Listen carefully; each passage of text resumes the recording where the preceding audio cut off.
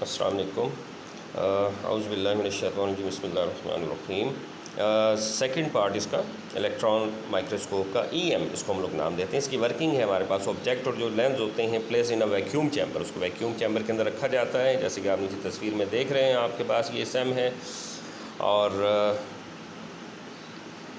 Team یہاں پر انہوں نے نہیں دی ہوئی، لیکن ٹیم یہاں پر آپ کو یہ بتا رہا ہے کہ اس کے اندر جو اسٹرکچر ہم لوگ لیتے ہیں اس کا وہ کس طرح سے اس کی اسٹرکچر یا اس کی شکل کیسی ہوتی ہے ہمارے پاس. تو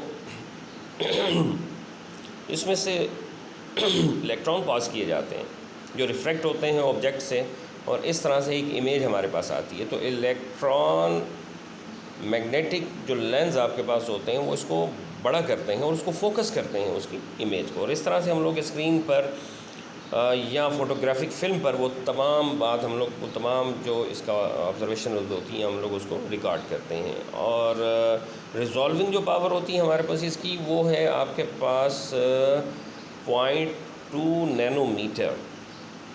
ٹھیک ہے، یعنی 100 نہیں بلکہ 1000 جو ٹائم تھا امپروومنٹ ہے آپ کے پاس. ٹھیک ہے نا اس کی. اس کے بعد ہم آتے ہیں میگنیفیکیشن کی طرف آتے ہیں. تو یہ 250,000 ٹائم ہے آپ کے پاس، یعنی کسی بھی چیز کو آپ اتنا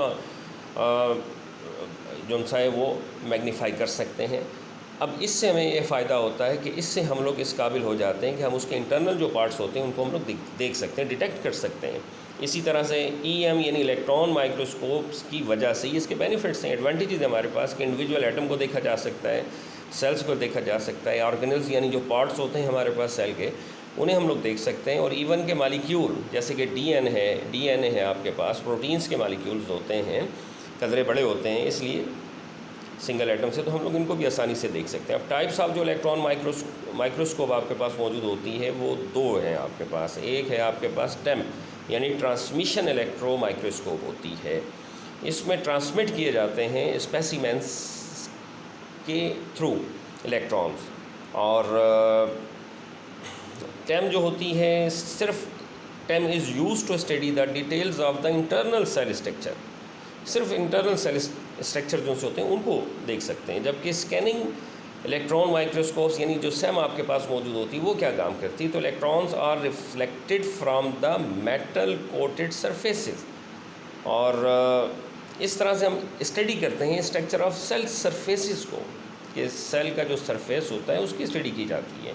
اب ڈرا بیکس جو ہمارے پاس الیکٹران مائکروسکوپ کا ہوتا ہے وہ سب سے بڑا ڈرا بیک ہمارے پاس اس کا یہ ہوتا ہے کہ E M can not be use to study life process, کہ لائف پروسیس کو ہم لوگ اسٹڈی نہیں کر سکتے کیونکہ specimen must be held in a vacuum chamber.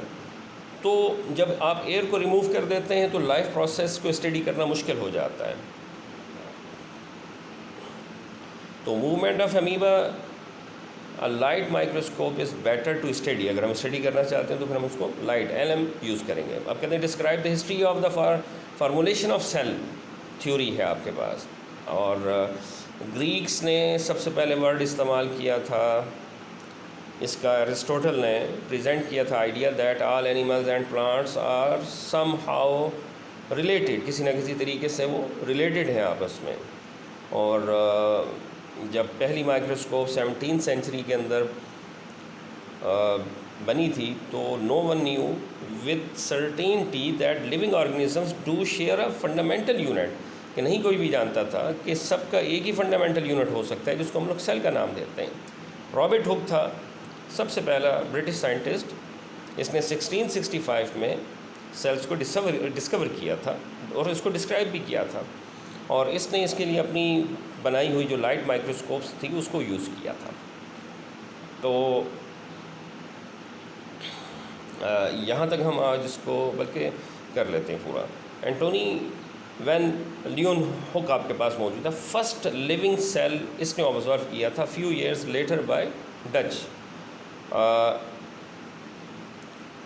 تو اس کے بعد تھا آپ کے پاس جین بیپٹسٹ ڈی لامارک. ٹھیک ہے نا. تو لامارک نے پرپوز کیا تھا کہ no body can have life if its parts are not cellular tissue, کہ اگر اس کے پارٹس جو سے ہیں وہ سیلولر ٹیشوز پر مشتمل نہیں ہوتے، اس کا مطلب یہ ہے کہ وہ آپ کے پاس اس کے اندر لائف موجود نہیں ہے. پھر رابرٹ ہک تھا برٹش، رابرٹ براؤن نے ڈسکور کیا تھا نیوکلس کو سیل کے اندر. چلیں تھینک یو.